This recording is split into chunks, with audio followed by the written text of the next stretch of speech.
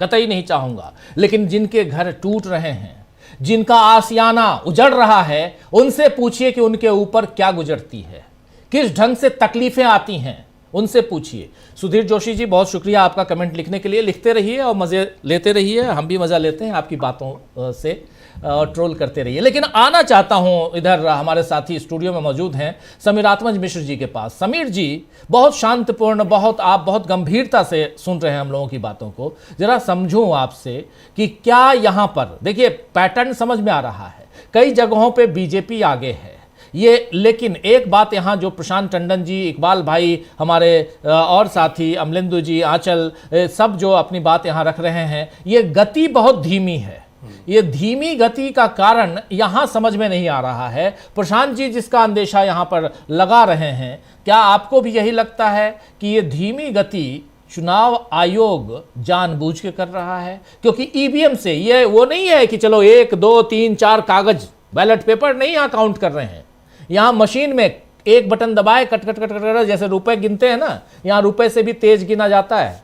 यहाँ पर एक बार आ जाता है ये पार्टी, इसको इतनी सीटें, इसको इतनी सीटें, सब कुछ फीड है पहले से। समीर जी। जी बिल्कुल राजीव जी, ये मशीन की गिनती, मशीन में हर चीज़ की आसानी होती है तो गिनती भी आसान होती है, लेकिन ये गिनती धीमी अगर हो रही है तो उसके पीछे कारण है, और पहली बार नहीं हो रहा है। अभी बिहार के चुनाव में भी हम लोगों ने देखा, और इसके पहले लोकसभा चुनाव में भी देखा था। ख़ास तौर पर आपको अच्छे तरीके से याद है वाराणसी सीट का, कि किस तरीके से वहाँ घंटों जो है एक ही रुझान दिखाई पड़ा, और उसके बाद सीधे रुझान दिखाई पड़ता है कि अब ये जीत हो गई है, और रुझान से पहले हार दिखाई पड़ रही थी। वहाँ प्रधानमंत्री मोदी खुद उम्मीदवार थे। तो इसके पीछे ये कोई मतलब ऐसा नहीं कि कोई तकनीकी खामी है, जिसके पीछे कारण बड़े होते हैं, महत्वपूर्ण होते हैं, और वो वही कारण होते हैं जो दर्शक लिख रहे हैं, जिनका अभी आपने जिक्र किया कि ये जीत किसकी। बहुत ईमानदारी से काम कर रहे हैं मुख्य चुनाव आयुक्त। ये हम लोग ये आरोप नहीं लगा रहे हैं। अब आप ये देखिए, केवल राजनीतिक पार्टियां नहीं लगा रही हैं, लोगों के भीतर भी लोग भी ये समझ रहे हैं कि आखिर कैसे हो रहा है। जो अभी शुरू में हमने कहा कि इन चुनाव में केवल नतीजे ही नहीं प्रभावित किए जा रहे हैं, यानी चाहे वो महाराष्ट्र के विधानसभा चुनाव को भी हम ले लें, या फिर बिहार के चुनाव को ले लें, विधानसभा चुनाव को, हरियाणा को, यहाँ कई भारतीय जनता पार्टी के कई मकसद कामयाब होते दिखाई पड़ रहे हैं। बिहार में आप देखिए, बिल्कुल चुनाव को, नतीजों को देखकर ऐसा नहीं लगता कि जो बीजेपी चाह रही थी बिल्कुल वही नतीजे निकाल कर रख दिए गए। यानी सबसे बड़ी पार्टी भारतीय जनता पार्टी को घोषित कर बना देना, अपने वो कैसे जीती है, जैसे भी जीती हो, लेकिन नतीजों का जो फॉर्मेट है वो तो यही दिखा रहा है कि ये नतीजे ऐसे नहीं आ सकते हैं। उसके बाद महाराष्ट्र के जो नतीजे आए कि वहाँ भी शिंदे कैसे कमज़ोर हुए, और बीजेपी वहाँ पर पहली बार सबसे बड़ी पार्टी बनकर आती है और नंबर 1 की पार्टी बनती है, फिर अपना मुख्यमंत्री बना रही है। और यहाँ भी जो दिखाई पड़ रहे हैं कि मुंबई और पुणे, ये जो दो मुख्य एक गढ़ हैं, यानी एक शिवसेना का और दूसरा पवार का, वहाँ इसमें कॉरपोरेशन के चुनाव में वहाँ किस तरीके से भारतीय जनता पार्टी आगे दिखाई पड़ रही है। दूसरी बात ये, कुछ सीटों पर चाहे धारावी हो, चाहे वो हो, और भी कई जगहों पर जहाँ इंडिया गठबंधन के, अब इसमें गठबंधन जैसी चीज़ तो नहीं रह गई है, लेकिन फिर भी अगर जिनको हम विपक्षी समझ रहे हैं, उद्धव ठाकरे गुट और कांग्रेस पार्टी के को समझ रहे हैं, वहाँ भी उनकी जीत हो रही है। तो ये भी कोई नई बात नहीं है। सारी की सारी सीटें जिता देने पर सवाल ज़्यादा उठ जाएंगे, और तब बचाव के लिए, डिफेंड करने के लिए पॉइंट नहीं रहेगा। इसलिए कुछ और लोगों को भी जिता दिया जाता है इन चुनाव में। पर पूरा पैटर्न जो है बिल्कुल एक तरीके का दिखाई पड़ रहा है, और इन्हीं सारी चीज़ों से ये जो नतीजों का जो स्वरूप है, उन्हीं को देखकर ये लगता है कि विपक्ष आरोप लगाता है तो गलत नहीं है। चुनाव आयोग की बहुत बड़ी भूमिका है, और कैसे माइक्रो लेवल पर उसकी पूरी तैयारी की जाती है, जानकारी ली जाती है। इकबाल साहब अभी बता ही रहे थे, पूरा बहुत विस्तार से उन्होंने बताया था। तो ये सब चीज़ें ऐसी हैं जो बता रही हैं कि चुनाव आयोग इनमें क्या, मुझे याद नहीं आ रहा है, लेकिन किसी ने ट्वीट किया था बिहार चुनाव के बाद कि इसमें जो सबसे बड़ा विजेता होना चाहिए वो तो ज्ञानेश कुमार को उसका वो सर्टिफिकेट दिया जाना चाहिए। तो अब जितने चुनाव होंगे, अगर इस तरीके के नतीजे आते रहेंगे तो उसमें वो भूमिका रहेगी। फिर दूसरी बात ये भी है कि बाकी लोग जो मैनेजमेंट की भी बात होती है कि और लोग इसको एक लोकतांत्रिक प्रक्रिया के तहत राजनीतिक पार्टियों की जिम्मेदारी के तरह से लेते हैं चुनाव को, और भारतीय जनता पार्टी उसी तरह से लेती है कि किसी भी तरह से चुनाव जीतना है, उसको खुद को आगे रखना है, जीतने में भी गठबंधन में भी खुद को आगे रखना है, और गठबंधन के बाकी सहयोगी जो दूसरी जगहों पर पहले आगे रहे हो उनको भी धीरे धीरे काटते हुए जाना है। तो ये चीज़ें इतनी आसानी से संभव नहीं होती हैं, इनके पीछे निश्चित तौर पर पूरा जो मैनेजमेंट है, सरकार का सत्तारूढ़ जो यानी वहाँ के प्रशासन का, उसका सहयोग होता है। एक और बात अभी देख रहा था मैं, कुछ जगहों पर खबर चल रही थी कि शिवसेना के एक मंत्री हैं, वो आरोप लगा रहे हैं एकनाथ शिंदे के जो मिनिस्टर हैं इस समय, कि हमारे कार्यकर्ताओं को पुलिस मार रही है और सत्ता का ऐसा दंभ नहीं होना चाहिए, यानी वो लाठीचार्ज किया है, वो खुद सत्ता में रहकर और सत्ता का दंभ बता रहे हैं कि वो केवल भाजपा के, यानी वो अपने को सत्ता का मान भी नहीं रहे हैं। तो ये सारी चीजें हैं राजीव जी, और ये सब आखिरकार नुकसान पहुंचाती हैं लोकतांत्रिक व्यवस्था को, और लोकतंत्र से फिर लोगों का भरोसा उठने लगता है कि अगर ये नतीजे जो संभावित नहीं है और फिर भी लोगों की संभावना के बिल्कुल विपरीत आते हैं, और जिनकी आशंका जताई जाती है कि ऐसा होगा, ये चीज़ें हो रही हैं, तब फिर वहाँ से लोगों का भरोसा उठने लगता है, जो अच्छा संकेत नहीं है। बिल्कुल बिल्कुल आप सही कह रहे हैं कि अच्छा संकेत नहीं दिखाई देता है जब ये भरोसा उठने लगता है। और यहाँ पर दिक्कत ये है कि चुनाव आयोग ये भरोसा कायम करने, बनाए रखने में क्यों नहीं मदद कर रहा है। जनता का खुद की मदद भी करनी चाहिए उसे, और साथ साथ ये भी होनी चाहिए यहाँ पर कि आखिर यहाँ से तस्वीर वो आए सामने जहाँ लोकतंत्र को मजबूत करने की कोशिश में चुनाव आयोग दिखाई दे, लेकिन चुनाव आयोग ऐसा दिखता नहीं है। इस बीच स्क्रीन पर आप देख रहे हैं बीएमसी 227 में से, जो बीएमसी की 227 सीटें हैं, 227 में से 210 सीटों के रुझान आए हैं, जिसमें बीजेपी 115 सीटों पर, बीजेपी प्लस जिसमें शिवसेना शिंदे गुट भी है, 115 सीटों पर बीजेपी यानी महायुति जो है वो आगे है, और 72 सीटों पर यूबीटी आगे है, शिवसेना उद्धव गुट, मनसे और एनसीपी शरद पवार गुट, ये तीनों मिलकर 72 सीटें, कांग्रेस पार्टी और वंचित अघाड़ी ये दोनों मिलकर 12 सीटें, और 11 सीट अदर्स के खाते में 272 में से 210, लेकिन अभी भी इसमें से 114 सीट चाहिए सरकार बनाने के लिए। ऑलरेडी 115 सीट जो है वो यहां पर दिखाई दे रही है बीजेपी के खाते में, यानी यहां दिखाई दे रहा है कि बीएमसी में महायुति, बीजेपी लीड महायुति अब कह सकते हैं, उसकी सरकार बनती हुई दिखाई दे रही है। और बाकी जगहों में लातूर ऐसी सीट है, लातूर नगर निगम, जहां कांग्रेस अभी भी लीड बनाए हुए है। लातूर में कांग्रेस लगातार लीड बनाए हुए है। कोल्हापुर में कांग्रेस पिछड़ गई है, लेकिन लातूर में कांग्रेस अभी भी लीड बनाए हुए है। ये एक इंपॉर्टेंट खबर कांग्रेस के लिहाज से देखी जाए तो, लेकिन सिर्फ और सिर्फ लातूर हो या कुछ एक दो सीटों पे ही अगर आप लीड बनाए रख रहे हैं मात्र, तो इसका मतलब ये नहीं है। कांग्रेस 32 सीटों पे आगे है लातूर में, बीजेपी 14 सीटों पे, बाकी किसी का खाता नहीं खुला है, ये खबर भी आ रही है। तो 32 और 14 लगभग डबल से ज्यादा। अमलेंदु जी कैसे देखते हैं इस चुनाव की प्रक्रिया को, कैसे देखते हैं अमलेंदु जी यहाँ पर बीएमसी को, कैसे देखते हैं आप दूसरे जो म्युनिसिपल कॉर्पोरेशन के रुझान सामने आ रहे हैं? हाँ देखिए राजीव जी, जो दूसरे के रुझान सामने आ रहे हैं और जो बीएमसी का चल रहा है, एक चीज़ तो साफ समझ में आ रही है कि जैसा कि हमारे एक दर्शक ने कहा कि चुनाव आयोग बहुत ईमानदारी के साथ काम कर रहा है बीजेपी के लिए, तो वो तो दिखाई पड़ रहा है साफ तौर पर। और वो इसलिए दिखाई पड़ रहा है राजीव जी कि एक तो जैसे पहले आया कि साहब 69 जो थे वो बिना चुनाव लड़ी जीत गए, उनमें एक देवेंद्र फडणवीस के कज़िन जो हैं वो भी चुनाव जीत गए। तो अगर मुख्यमंत्री के कज़िन जो हैं वो ही अगर जीत गए तो आप समझे जा सकते हैं कि किस तरीके से सब किया जा रहा होगा, और ईमानदारी से चुनाव काम करता हुआ दिखाई दिया। लेकिन अगर चुनाव का चुनाव 20 जनवरी को होगा। हाँ, और अब जो ये राजीव जी आ रहा है सामने, मतलब जिस तरीके के अभी, हालांकि अभी भी ये राजीव जी रुझान है और पूरे रुझान जो हैं अभी वो भी सामने नहीं आए हैं, तो इसलिए अब जो टक्कर दिखाई पड़ रही है अगर आप देखिए तो यूबीटी प्लस जो है वो 72 है और आईएनसी 12 है मतलब, तो और 115 पे बीजेपी है प्लस है। तो अभी अगर इस हिसाब से देखा जाए तो मेयर तो बनता वो दिखाई पड़ता है, अगर ये रुझान जो है उन नतीजों में बदलते हैं। लेकिन ये बात ये कि ये धीरे धीरे काउंटिंग क्यों कराई जा रही है, इस पर भी सवाल उठ रहे हैं कि पहले आप कुछ इलाकों में करा रहे हैं, फिर आप कुछ इलाकों में करा रहे हैं, तो इसको लेकर भी सवाल उठ रहे हैं। तो यानी है कि ये प्रेशर बनाने की भी एक टैक्टिक्स के तौर पे देखा जा रहा है कि इस तरीके से मतगणना कराओ ताकि देर हो और एक माहौल बने कि साहब बीजेपी बहुत तगड़े तरीके से लीड कर रही है, भले ही बाद में चीज़ें वो पलटती हुई दिखाई दें।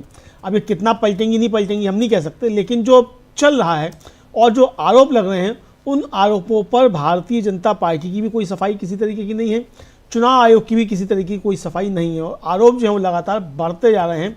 और जिस दिन से नॉमिनेशन शुरू हुए उस दिन से ही आरोप लगना शुरू हो गए थे। अब कल एक पत्रकार है प्रीति सोमपुरा, उनका वीडियो बहुत ज़्यादा वायरल हो रहा है। वो वोट डालने के लिए गई तो मालूम पड़ा उनका वोट काट दिया गया और वोट उनका जो है वो वोट वेबसाइट पे मौजूद है, लेकिन वो वोट डालने की नहीं है।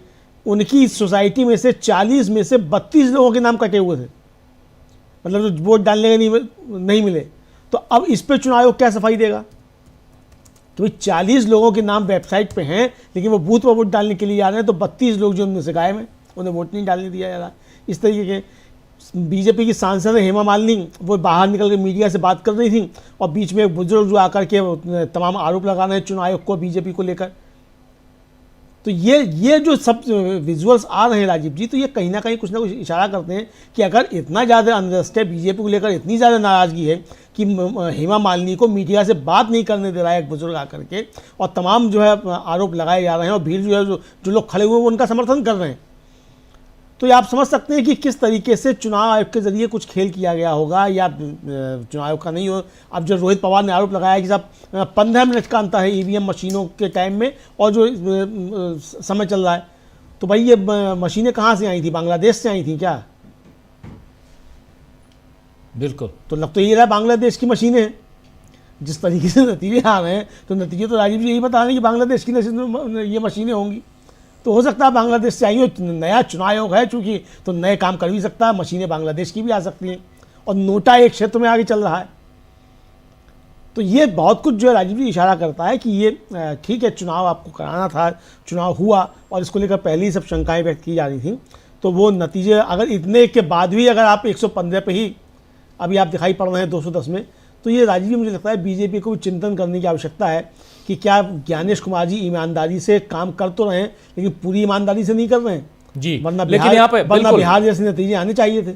लेकिन यहाँ पे जो एग्जिट पोल जो हैं, जो 150 सीटें दे रहे थे, कल हमने देखा एग्जिट पोल में, वो भी यहाँ पिछड़ते हुए नजर आ रहे हैं बीजेपी की तरह। प्रशांत जी,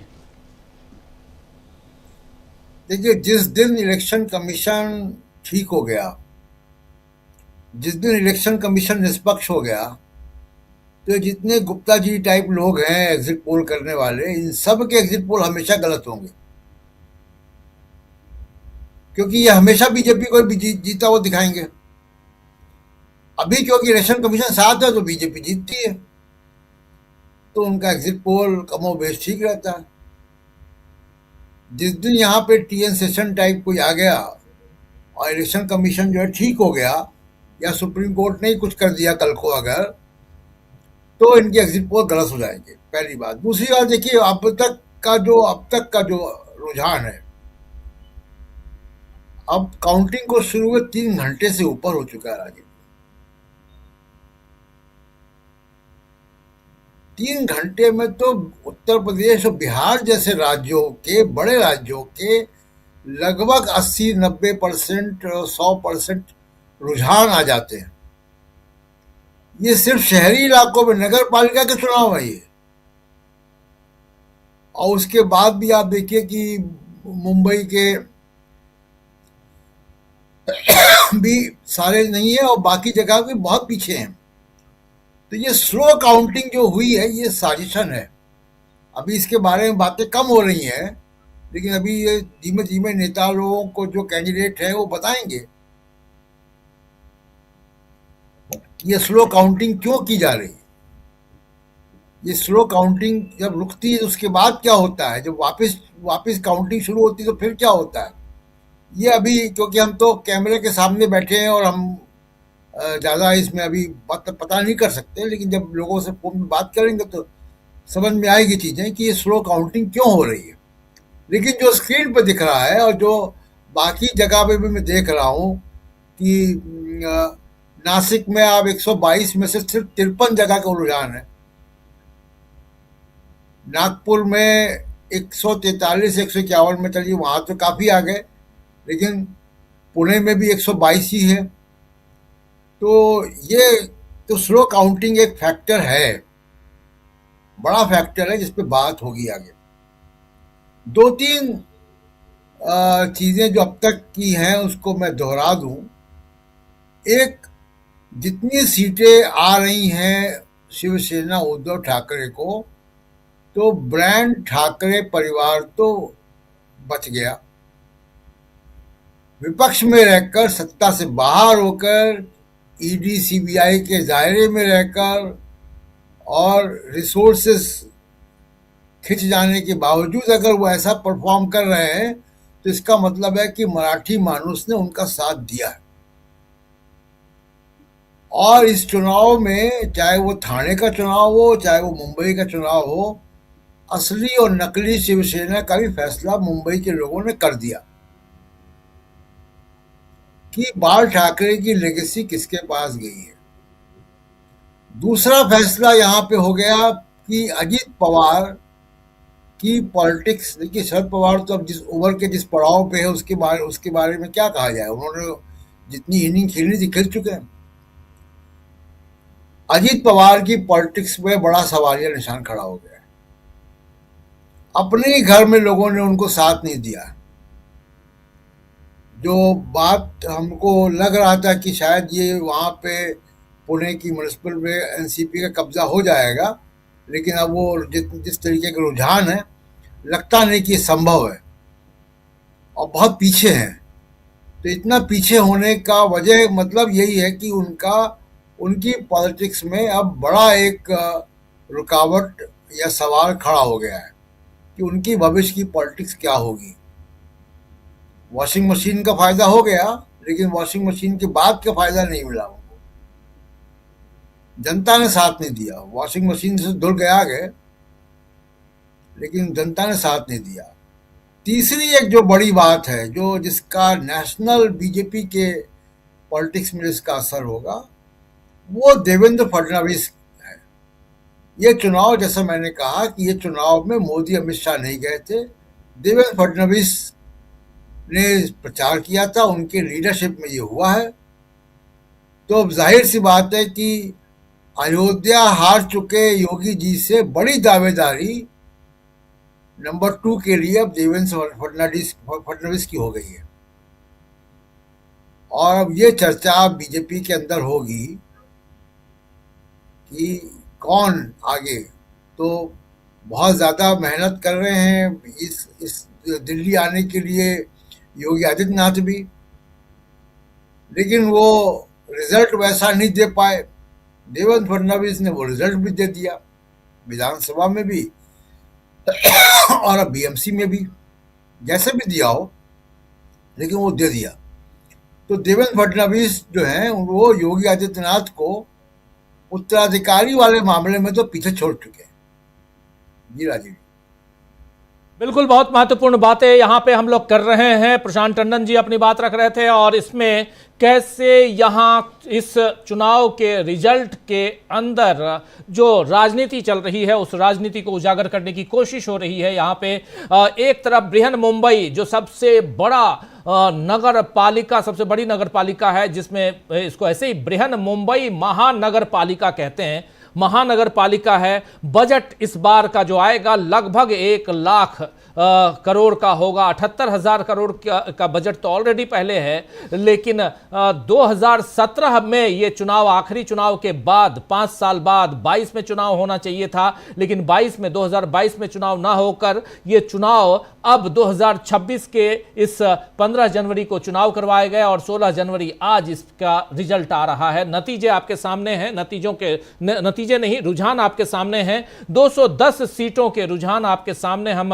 लेकर आए हुए हैं बीएमसी के, बृहन मुंबई महानगर पालिका के, और उसमें 110 सीटों पर बीजेपी गठबंधन महायुति कह सकते हैं, वो आगे है, और यूबीटी गठबंधन जिसको महाविकास आघाड़ी कह सकते हैं, हालांकि उसमें एक आउट है और एक इन है। आउट जो है वो कांग्रेस है, जिसको आप बाहर देख रहे हैं 11 सीटों के साथ। कांग्रेस और वंचित अघाड़ी दोनों को एक साथ देख रहे हैं आप। प्रकाश अंबेडकर की पार्टी, ये दोनों 11 सीटों पर लीड करते हुए। यूबीटी यहां पर जो शिवसेना उद्धव गुट है उसके साथ अब मनसे गुट भी साथ में है, यानी राज ठाकरे भाई भाई एक साथ आ गए, भाई भाई साथ आए, लेकिन उतनी कमाई नहीं हुई जो कमाई होनी चाहिए थी, यानी सीटों की कमाई नहीं हुई, सीट नहीं बढ़ा पाए जो यहां बीजेपी बढ़ाकर ले गई है। और इनके साथ एनसीपी शरद पवार गुट भी है। तो महायुति में मनसे की एंट्री, महाविकास आघाड़ी में एनसीपी की एंट्री होती है, मनसे की एंट्री होती है, और उधर एनसीपी शिंदे गुट आउट होता,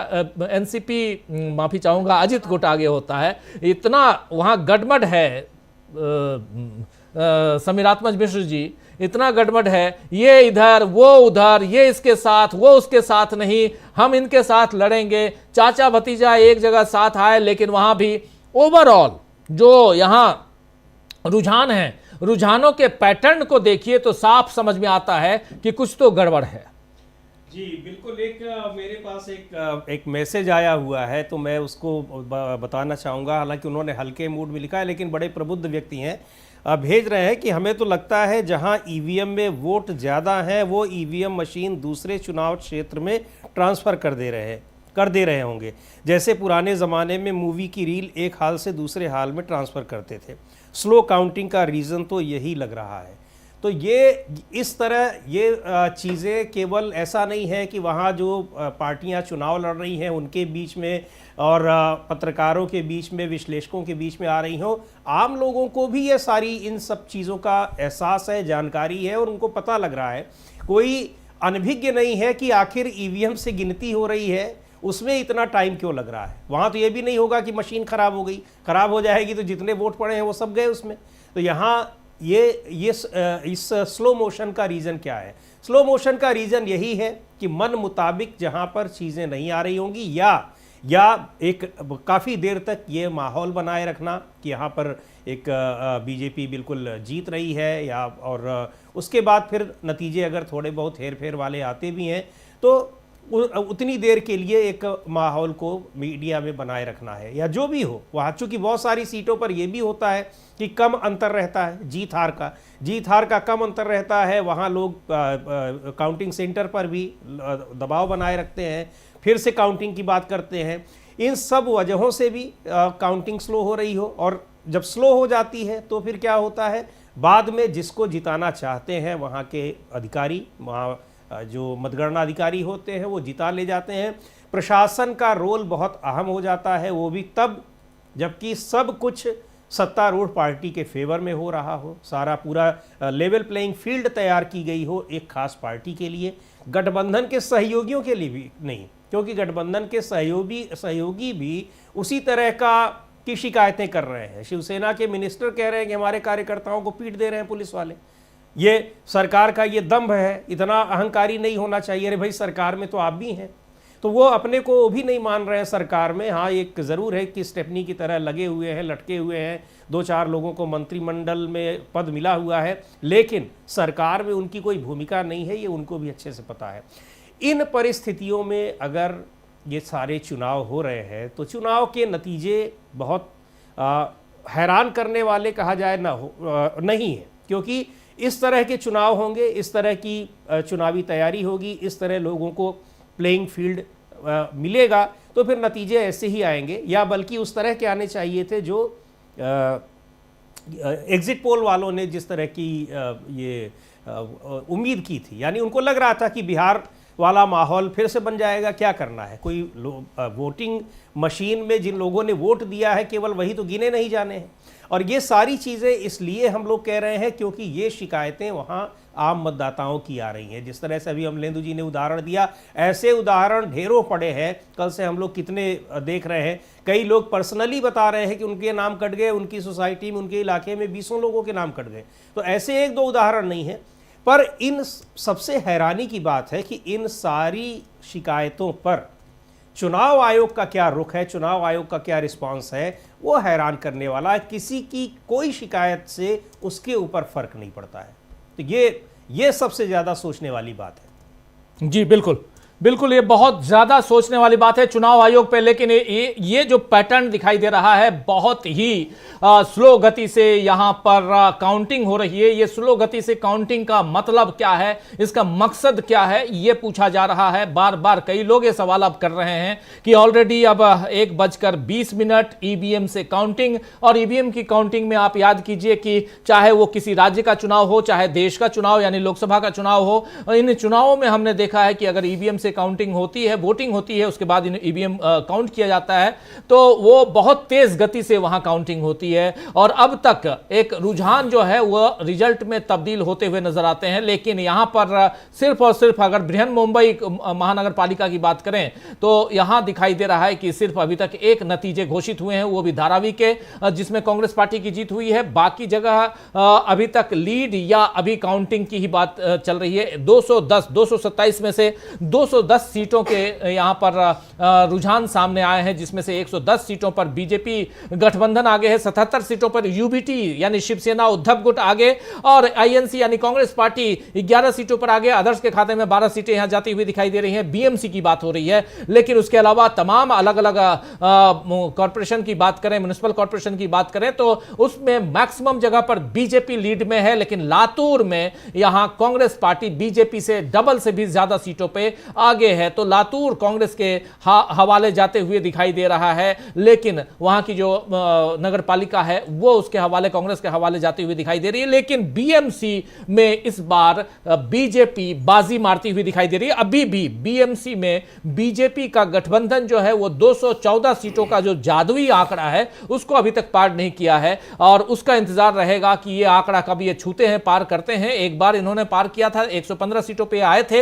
लेकिन फिर खिसक कर पीछे आ गए। चूंकि यहां पर ये रुझान है, रिजल्ट नहीं आए हैं, रिजल्ट का इंतजार रहेगा। लंबा वक्त चल रहा है, धीमी गति से यहां पर काउंटिंग हो रही है। इस धीमी गति काउंटिंग का मतलब क्या है, इसका मकसद क्या है, इस पर चर्चा हम लगातार कर रहे हैं। चुनाव आयोग की रणनीतियों पर भी चर्चा कर रहे हैं, और यह समझने की कोशिश हम लगातार करते रहे हैं कि चाहे वो एसआईआर हो, चाहे ईवीएम से वोटिंग हो, चाहे फॉर्म 16-17 की बात हो, या वोटर लिस्ट में गड़बड़ी की बात हो, इन तमाम मसलों पर चुनाव आयोग कई जगह चुप्पी क्यों साध लेता है। कई जगह चुनाव आयोग के ऊपर ऐसे आरोप लगते हैं जिन आरोपों का जवाब चुनाव आयोग को देना चाहिए, लेकिन चुनाव आयोग नहीं देता है। राहुल गांधी लगातार देख रहे हैं आपकी चुनाव आयोग के ऊपर, और अभी भी थोड़ी देर पहले स्याही घोटाले की बात को उजागर करते हुए राहुल गांधी ने मुंबई मिरर अखबार के फ्रंट पेज को दिखाते हुए उन्होंने साफ साफ आरोप लगाया कि ये जो वोट चोरी हो रही है ये राष्ट्रीय अपराध है, और इस पर चुनाव आयोग को हस्तक्षेप करना चाहिए, या चुनाव आयोग इसमें मिला हुआ है। लेकिन आंचल यहां यह दिखाई देता है कि जब जब चुनाव आयोग के ऊपर किसी भी ढंग के आरोप लगते हैं तो भारतीय जनता पार्टी का कोई भी प्रवक्ता सामने आ जाता है, या अलग अलग बाइट्स बयान देने लगते हैं। सबके बयान एक ही तरह के होते हैं, लेकिन क्या यहां पर जो बातें आम जनता के बीच अब प्रचारित हो रही हैं कि भारतीय जनता पार्टी जो है उसी के लिए चुनाव आयोग काम करता है, ये हम आधिकारिक तौर पे कुछ नहीं कह रहे हैं। जो यहां पर प्रचारित है, जो यहां पर कहा जा रहा है, जो बातें यहां सुनाई पड़ रही हैं, उन्हीं बातों की हम चर्चा कर रहे हैं। रिजल्ट और जो रुझान है वो आपके सामने है, लेकिन जो चुनाव आयोग के ऊपर आरोप लगते हैं वो कितने गंभीर हैं, ये जरा बताइए। जी राजीव जी, आप सही कह रहे हैं, आपकी बात से मैं सहमत करती हूँ, क्योंकि बहुत जगह हमने खुद भी देखा है। कल की बात की जाए तो नासिक में बहुत जगह पर ईवीएम बंद पाई गई थी, और उसके अलावा भी कई जगहों पर ईवीएम। एक मिनट आंचल आपके पास आता हूं, शायद माइक आपके काम नहीं कर रही, लेकिन आते हैं आपके पास जरा जल्दी से। अमलेंदु जी आपके पास, ये चुनाव आयोग की बात हो रही है, चुनाव आयोग और चुनाव आयोग के ऊपर लगते हुए आरोप जो लगाए जा रहे हैं उसको किस हिसाब से देखते हैं आप? देखिए राजीव जी, चुनाव आयोग को जो आरोप लग रहे हैं वो बहुत गंभीर किस्म के आरोप हैं, और मैं भी देख रहा था कि एक मराठी मीडिया है वो चला रहा है कि एक व्यक्ति जेल में है और उसका वोट डल गया। हाँ, वो व्यक्ति जेल में है और उसका वोट डल गया, ये दिखाया उसने सबूत के साथ बाकायदा कि उस पर टिक लगा हुआ है, वोट डल गया है और वो व्यक्ति जेल में है। तो आप समझ सकते हैं, मराठी चैनल पे वो दिखाया हाँ, कुछ मराठी चैनल पे था वो। तो आप समझ सकते हैं कि किस तरीके से चुनाव हुआ है कि जो व्यक्ति जेल में है उसका वोट डल गया। स्याही को आप जो है वो सैनिटाइजर से आप मिटा सकते हैं। ये है, पहले ही लोगों के नाम काटे जा रहे हैं। किन लोगों के नाम काटे जा रहे हैं वो भी सब स्पष्ट है, जिनके नाम काटे गए। उसके बाद भी लगा कि कब्जा नहीं हो पाएगा, तो फिर ये किया गया कि एक ही परिवार के मालूम पड़ा कि 10 लोग हैं तो 10 अलग बूथों में कर दिया गया। बहुत सारे तरीक़ों से ये इंतज़ाम किया गया कि किसी तरीके से 114 का आंकड़ा जो है वो पार हो जाए राजीव जी। तो ये इंतज़ाम करने की कोशिश की गई खासतौर से बीएमसी के लिए, और बाकी जगहों पर भी इसका कोशिश की गई। तो यानी अब देखिए जो भूख है भारतीय जनता पार्टी की राजीव जी, वो हवस में बदलती जा रही है कि अब आपको खाना है तो खाना है, भले ही पेट फट जाए, लेकिन इतना खाना है ये भले ही पेट फट जाए। तो ये जो है जो कर रही है बीजेपी चुनाव आयोग के साथ मिलकर, तो इसका फिर प्रतिवाद जनता की तरफ से आना शुरू कर। चूँकि आदमी सोचेगा ना कि भाई चलिए आप लोकसभा चुनाव में आरोप लगाते हैं कि हमें नहीं मालूम भाई कि मुंबई के आदमी को नहीं मालूम कि उत्तर प्रदेश में क्या हुआ होगा, या बंगाल में क्या हुआ होगा, बिहार में क्या हुआ होगा, लेकिन हमें अपने नगर निगम का तो मालूम है ना, अपनी म्यूनिसिपैलिटी का तो मालूम है ना कि हमने किसको वोट दिया था, लोगों का रुझान क्या था और नतीजे क्या आ रहे हैं। तो ये इससे मतलब अगर आप इतना छोटा चुनाव जो है इसको भी अगर आप ईमानदारी से नहीं होने देंगे तो फिर इसमें चुनाव का मतलब क्या रहता है, लोकतंत्र में फिर मतलब क्या है इसका, ये सवाल राजीव जी उठना शुरू हो जाएंगे फिर। और फिर यही गुस्सा जो है फिर ये सड़कों पर भी दिखने लग सकता है अगर बीजेपी इसी तरीके से चुनाव के साथ मिलकर करती रहेगी।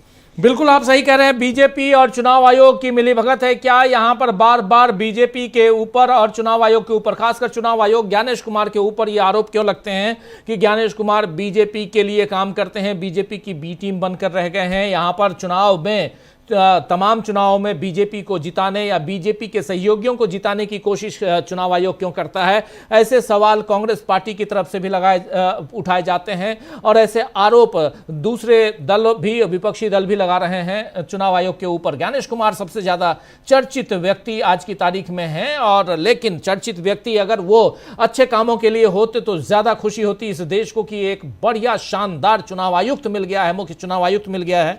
लेकिन ऐसा क्यों नहीं है, ये एक बड़ा सवाल। इन सब के बीच सवाल यहां पर यह भी है कि चुनाव में धांधलियों पर कैसे रोक लगे, ये एक बड़ा सवाल है। और लेकिन चुनाव में जो गड़बड़ियां यहां हो रही हैं, जिस बारे में बात हम लगातार कर रहे थे, आंचल एक बार आना चाहता हूं दोबारा आपके पास, फिर समीर जी आपके पास आता हूं। चुनाव की बात कर रहे थे हम, अपनी बात आप आगे बढ़ाइए, थोड़ा आपकी आवाज नहीं आ रही थी, लेकिन महत्वपूर्ण बात यहां पर एक बार फिर से यही कि ये जिस ढंग से, जिस गति से काउंटिंग हो रही है उसमें साफ दिख रहा है, क्योंकि लगभग 1:30 बजने को है, आधा दिन निकलने को है, और अभी तक यहां पर एक जो आना चाहिए एक रुझानों के हिसाब से तो साफ दिख रहा है कि कई जगह, सब जगह बीजेपी, लातूर को छोड़ के, लातूर और कुछ एक जगह छोड़ के, लातूर में कांग्रेस बहुत मजबूती के साथ आगे है, और लेकिन दूसरी जगहों पे बीजेपी आगे है। और इसीलिए यहां पर जो बीजेपी महाराष्ट्र में शिवसेना के भरोसे गई थी, याद कीजिए, वो बीजेपी यहां आज शिवसेना को दो फाड़ करके, एनसीपी को दो फाड़ करके खुद यहां पर अपना परचम लहरा रही है। और इसीलिए यहां चुनाव आयोग पे भी, चलिए आपकी स्ट्रेटेजी होगी, सियासत में हर चीज जायज है, हर चीज जायज है सियासत में, कहते हैं कोई दोस्त नहीं होता, कोई दुश्मन नहीं होता, ये सियासत में कहा जाता है कि आज जो दोस्त है कल दुश्मन हो सकता है, कल जो दुश्मन है वो आज दोस्त हो सकता है। लेकिन इन सब के बीच चुनाव आयोग के साथ कैसी दोस्ती है, ये सवाल भी तो पूछे जा रहे हैं। और जनता, आप भी लोगों के बीच घूमती हैं, जब पॉलिटिकल रिपोर्टिंग करती हैं, लोग ऐसी बातें तो करते होंगे ना। जी बिल्कुल, कई बार हमने खुद लोगों से जाकर बात की और इस बारे में लोगों ने हमें अपनी परेशानियां भी बताई। अभी हाल ही का मैं एक इंसिडेंट बना देती हूँ कि बिहार जब हम गए थे तो बिहार में एक जगह पर मतदान किए जा रहे थे, तो वहाँ पे एक इंसान हमारे पास आता है और बोलता है कि जो अभी SIR हुआ उसके बाद से जो नाम है, मेरी फैमिली में 4 लोगों का नाम नहीं है, लेकिन मेरा नाम उस लिस्ट में आया है, और जबकि पिछली बार मेरी फैमिली के सभी लोगों ने मतदान किया था लेकिन इस बार उनका नाम नहीं है। तो ये कहीं ना कहीं अपने आप में बहुत बड़ा सवाल खड़े करता है कि एक ही फैमिली के 4 मेंबर जिनमें से एक का नाम नाम है लेकिन बाकी के तीनों का नाम नहीं है। और वहीं अगर हम बीते दिन की बात करें, जैसे महाराष्ट्र में अभी चुनाव हुए, तो अभी तक हमने हमेशा यही देखा है कि इंक से जो है, इंक से हाथ पर ही लगाया जाता था, उंगली पर निशान, लेकिन इस बार मार्कर का इस्तेमाल किया जा रहा है। तो ये भी सवाल खड़े करता है कि आखिर चुनाव आयोग इस बार मार्कर का इस्तेमाल क्यों कर रहा है, कि जबकि अब तक इंक का इस्तेमाल करता आया है, और वो भी ऐसे मार्कर का इस्तेमाल जो कि बहुत जल्द ही सैनिटाइजर से मिट जाता है। यानी कि मतलब कोई भी इंसान आए, वोट दे, चला जाए, फिर वापस से वोट दे सकता है उसको मिटाने के बाद। तो ये बहुत बड़ी जो प्रक्रिया है वो घोटाला माना जा रहा है, इसमें कहीं ना कहीं धांधली मानी जा रही है। विपक्ष लगातार ये आरोप लगाता आया है। और इसके अलावा सवाल ये भी उठ रहे हैं कि आखिरकार जब चुनाव होने वाले थे उससे पहले ही एंड वक्त पर चुनाव आयोग ने कुछ बदलाव कर दिए, नियम बदल दिए, मतदान के लिए भी और मतगणना के लिए भी। तो ये भी कई सवाल खड़े करता है कि 24 घंटे पहले, 48 घंटे पहले चुनाव आयोग ऐसे नियम कैसे बदल सकता है। और विपक्ष तो यही आरोप लगाता आ रहा था कि जो चुनाव आयोग है वो बीजेपी की मदद के लिए काम कर रहा है, सरकार की मदद कर रहा है, और अब वो सही साबित होते हुए दिखाई भी दे रहे हैं। राजीव जी, जैसा कि हम देख सकते हैं जिस तरीके के नतीजे आए हैं, 227 में से 210 के रुझान जो आए हैं उसमें से 110 पर बीजेपी दिखाई दे रही है और वहीं 77 पर यूबीटी है। अगर देखा जाए तो ये बहुत बड़ा अंतर देखा जा सकता है साफ साफ। लेकिन जो नतीजे आए हैं कहीं ना कहीं बड़े सवाल खड़े करने वाले हैं, क्योंकि विपक्ष तो लगातार यही कहता आ रहा है कि चुनाव आयोग धांधली कर रहा है और वो भी बीजेपी के पक्ष में काम कर रहा है। और चुनाव आयोग को भी ये सोचना चाहिए कि आखिर ये सवाल उठ रहे हैं तो क्यों उठ रहे हैं, हमें कुछ तो ऐसा करके दिखाना चाहिए जो जनता को भरोसा हो, क्योंकि जनता का भरोसा चुनाव आयोग से उठता हुआ दिखाई दे रहा है। और जो स्याही मिटाने वाली बात थी, ये सिर्फ स्याही नहीं है, कहीं ना कहीं लोकतंत्र को मिटाने की साजिश करार दी जा रही है विपक्ष की तरफ से। कहा जा रहा है कि बहुत बड़ा ये मामला है। अब ऐसे में चुनाव आयोग क्या करता है ये देखना होगा। बिल्कुल, इस बीच ब्रेकिंग आप देख रहे हैं, बसई की बात हो रही है। 115 सदस्यीय निगम में बहुजन विकास आघाड़ी 80 सीट पर आगे है। बसई की बात, 115 सदस्यीय निगम में यहां पर बसई विरार में बीजेपी 30 सीटों पर आगे है। बसई विरार की बात चल रही है और यहां बसई विरार में बीजेपी 30 सीटों पर आगे है। बसई विरार नगर निगम में बहुजन विकास आघाड़ी को बहुमत, यहां बसई विरार नगर निगम में बहुजन विकास आघाड़ी को बहुमत है। यह यहां पर देख रहे हैं 115 सदस्यीय ये नगर निगम है जिसमें 80 सीट पर बहुजन विकास आघाड़ी आगे है। बसई विरार में बीजेपी 30 सीटों पर आगे। ये आपके सामने ब्रेकिंग। और इधर आप ऊपर देख रहे हैं बीएमसी, बगल में आप अलग अलग निगमों में किसको कहां कितनी सीटें मिली हैं। पिंपरी चिंचवाड़ में 139 में से 128 सीटों पर रुझान, बीजेपी 85, 85 और एनसीपी 40 और 3 अदर्स के खाते में। लेकिन इस बीच आप हमारे स्क्रीन पे ब्रेकिंग न्यूज में बसई विरार म्युनिसिपल कॉर्पोरेशन को देख रहे हैं और यहां पर साफ दिखाई दे रहा है कि महाविकास आघाड़ी 115 सीटों के साथ सरकार अपनी सत्ता काबिज करते हुए नजर आ रहा है। महाविकास आघाड़ी की बात कर रहा हूं बसई विरार में। और तो एक तरफ यहां बीजेपी के बल्ले बल्ले मैक्सिमम जगहों पे, लेकिन कुछ जगहों पे महाविकास आघाड़ी और कांग्रेस पार्टी यहां मुकाबले में डटकर अपना योगदान या सामना करते हुए नजर आते हैं। जल्दी से आना चाहता हूं यहां समीर जी आपके पास। समीर जी, किस हिसाब से आप देखते हैं आज के इस रुझानों को? अगर देखा जाए तो साफ अगर रुझान जो है धीमी गति से है, लेकिन रुझानों में यहां बीजेपी मैक्सिमम नगर निगमों में आगे है। रुझानों में तो अभी तक राजीव जी यही लग रहा है कि आखिर रुझानों में इतनी देरी क्यों हो रही है, नतीजे अभी तक क्यों नहीं दिखाई पड़ रहे हैं उस तरह से जैसे दिखाई पड़ने चाहिए।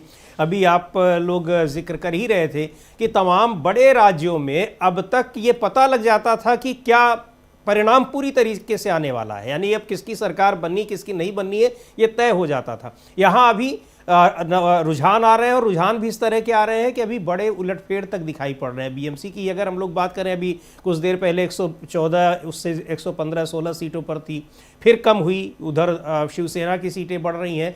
तो ये नहीं समझ में आ रहा है कि आखिर इतनी देर तक लगभग 1:30 बज चुके हैं और काउंटिंग 10 बजे से शुरू हुई है, अब तक यहाँ नतीजों में तब्दील होते क्यों नहीं दिखाई पड़ रहे हैं, क्या कारण है? और दूसरी बात ये कि अब ये रुझान या नतीजे जब आएंगे तब वास्तविक विश्लेषण तो उसका तभी होगा क्या कुछ होगा, लेकिन जिस तरीके से रुझान भी दिखाई पड़ रहे हैं उन रुझानों के हिसाब से, और कल जो मतदान हुआ है वो मतदान में किस तरीके से उसमें पूरा एक मजाक हुआ है, उसको लेकर बड़े सवाल खड़े हो रहे हैं। और एक के बाद एक जितने भी चुनाव हो रहे हैं वो चुनाव किस तरीके से बिल्कुल हल्के में लिए जा रहे हैं, लोगों की तरफ से नहीं, चुनाव आयोग की सिस्टम की ओर से। और जैसे स्याही का ही मसला था कि अब आप बताइए कि आपके पास स्याही नहीं, आप मार्कर लगा दे रहे हैं, ये कौन सा मजाक है? या मार्कर में या अगर हो तो फिर वही वाली इंक हो तो एक समझ सकते हैं कि हाँ न्यू इलेक्शन कमीशन है वो अपग्रेड कर रहा है अपने सिस्टम, लेकिन मार्कर में वही मार्कर वाली स्याही, बाहर गए लोग जिससे नेल पॉलिश को साफ करते हैं, क्लीन करते हैं, उससे साफ किया, दोबारा फिर आए और यहाँ जो लोग जेल में बंद हैं वो भी वोट दे दिए। तो पूरा का पूरा ये सिस्टम जो है, यानी जो चुनावी प्रक्रिया है, उसको बिल्कुल मजाक का विषय बना दिया गया है। ये इस चुनाव में भी स्पष्ट तौर पर दिखाई पड़ रहा है। बिल्कुल बिल्कुल बिल्कुल आप सही कह रहे हैं। इस चुनाव में जो कुछ स्पष्ट दिखाई, साफ दिखाई दे रहा है, उसका जिक्र यहां कर रहे थे हमारे साथी समीर जी, समीर आत्मज मिश्र, और साथ में जुड़े हुए हैं अमलेंदु उपाध्याय जी और आंचल भी। आप सबका एक बार फिर स्वागत करता हूं, इस्तकबाल करता हूं। दोस्तों जो हमारे साथ जुड़े हुए हैं, लगातार हम चर्चा कर रहे हैं महाराष्ट्र में निकाय चुनाव, नगर निगम चुनावों की बात हम कर रहे हैं और उसके रिजल्ट आज आ रहे हैं। और 29 टोटल नगर निगम हैं, 29 में से सबसे बड़ा जो यहां पर मामला है वो बीएमसी का है, यानी बृहन मुंबई महानगर पालिका। और ये मुंबई कॉरपोरेशन जो है ये क्यों महत्वपूर्ण है? क्योंकि इसका बजट सबसे बड़ा है। मुंबई नगर जो है वो अपने में, आपने वो गाना सुना होगा, ये है मुंबई नगरिया, बॉम्बई नगरिया तू देख भैया, जो पहले था, लेकिन ये बॉम्बई नगरिया अब मुंबई है। और मुंबई में ये बृहन मुंबई का जो पूरा खेल है वो क्यों सबकी निगाहें इस पर टिकी हुई हैं, ये यहां बताने की जरूरत नहीं है। इसी में धारावी भी है, इसी में बहुत कुछ है जो बजट के अंतर्गत आता है। और 1 लाख करोड़ के लगभग बजट यहां का इस बार जो पहला बजट, एक लंबे अंतराल के बाद, जो चुनाव के बाद, चुनाव का जो लंबा अंतराल रहा लगभग 8 साल का, क्योंकि 2017 में आखिरी चुनाव हुआ था यहां पे, और उसके बाद लगातार डिमांड की जा रही थी कि बीएमसी का चुनाव हो। 2 फाड़ करवा दिया वहां बीजेपी ने, शिंदे गुट और उद्धव गुट बना दिया शिवसेना में, और शरद पवार गुट और अजित पवार गुट बना दिए एनसीपी में, यानी 4 पार्टियां, 2 से 4 पार्टियां हो गई। लेकिन बीजेपी वही की वही रही और बीजेपी ने धीरे धीरे अपने कद को वहां आगे बढ़ाना शुरू किया। और अब वहां के नगर निगमों पर भी बीजेपी का कब्जा दिखाई दे रहा है। जैसे म्युनिसिपल कॉर्पोरेशन में, बृहन मुंबई महानगर पालिका में, वैसे ही अदर जितने भी म्युनिसिपल कॉर्पोरेशन है उसमें लातूर को छोड़कर और 2-4 और उसको छोड़कर मैक्सिमम जगहों पर बीजेपी है। 29 में से 23 जगहों पर बीजेपी इस वक्त लीड करती हुई नजर आ रही है। 29 में से 23 सीटों पर बीजेपी लीड कर रही है, और उसमें भी अलग अलग जगहों पर कहां इसका कॉम्बिनेशन किस ढंग से बनता है, कहां खरीद फरोख्त होती है, ये सब भी है। लेकिन आपको याद होगा अमलेंदु जी की चुनाव से पहले ही 65 सीटों के रिजल्ट आ गए थे, याद है ना? 65 सीटों के रिजल्ट, उस पर बवाल मचा था और यहां तक कहा गया था कि चुनाव आयोग भी दखल अंदाजी देने के लिए तैयार था, और वो भी परेशान था कि आखिर ये कैसे हो गया। सब कुछ तो चुनाव आयोग ने सोचा होगा कि सब कुछ तो हम करते हैं, ये और कौन आ गया मेरे से भी ऊपर वाला, ये बात हुई होगी शायद। बिल्कुल बिल्कुल राजीव जी, हुई होगी। और चुनाव को भी लगा होगा कि ठेका हमको दिया था, काम दूसरे से करा लिया। वही ये तो गलत बात है। वही ये तो ट्रस्ट ऑफ मतलब ब्रीच है, मतलब आपने जो है विश्वासघात कर दिया, एक तरीके से कहा जाए कि ठेका हमको दिया, काम दूसरे से करा लिया। भाई ये तो गलत बात है। तो अब ये कि हुआ होगा, निश्चित तौर पे हुआ होगा, और यही जो है परेशानी देखी जा सकती है। लेकिन राजीव जी सवाल ये है कि बीजेपी को सारी जगह क्यों चाहिए? फिर बात वहीं पे आती है कि आपको ग्राम पंचायतें भी चाहिए हैं, आपको नगर पंचायतें भी चाहिए हैं, आपको बीएमसी भी चाहिए, आपको विधानसभा भी चाहिए, आपको लोकसभा भी चाहिए, सब कुछ आपको चाहिए। भाई आखिर कितना बड़ा पेट है?